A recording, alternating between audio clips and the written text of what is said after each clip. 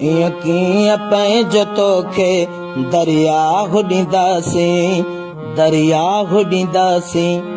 ईअं कीअं पंहिंजो तोखे दरिया ॾींदासीं, दरिया ॾींदासीं। सिंधूअ ते असां सिंधी पंहिंजो साहु ॾींदासीं, ओ सिंधूअ ते असां सिंधी पंहिंजो साहु ॾींदासीं।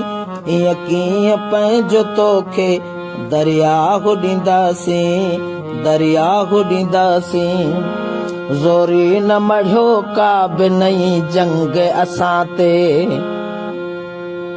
सिंधूअ जो पाणी रोके न कयो तंग असांखे। ज़ोरी न मढ़ियो का बि नई जंग असां ते, सिंधूअ जो पाणी रोके न कयो तंग असांखे। पाणीअ जो फुड़ो चोरी करण को न ॾींदासीं, को ॾाढ जबर ज़ोरी करण को न ॾींदासीं। कंहिंजे चवण ते सिंधूअ मां केनाल कढो था, किरेनू मशीनूं काढ़े सिंधूअ खे वढियो था। भले ज़ोर हलायो न पाणी पाओ ॾींदासीं, ईअं कीअं पंहिंजो तोखे दरिया ॾींदासीं, दरिया ॾींदासीं। ईअं कीअं पंहिंजो तोखे दरिया ॾींदासीं, दरिया ॾींदासीं।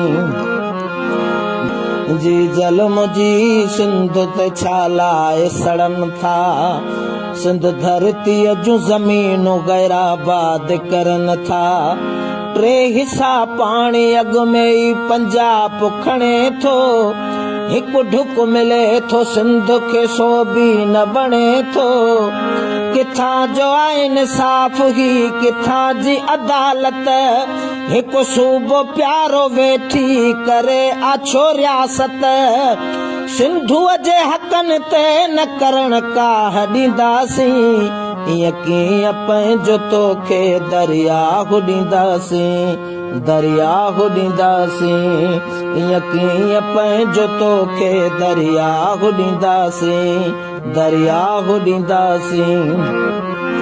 दंगन नंगन जी हिफ़ाज़त करण बि ॼाणूं था, सिंध अमड़ लाइ मारण ऐं मरण बि ॼाणूं था।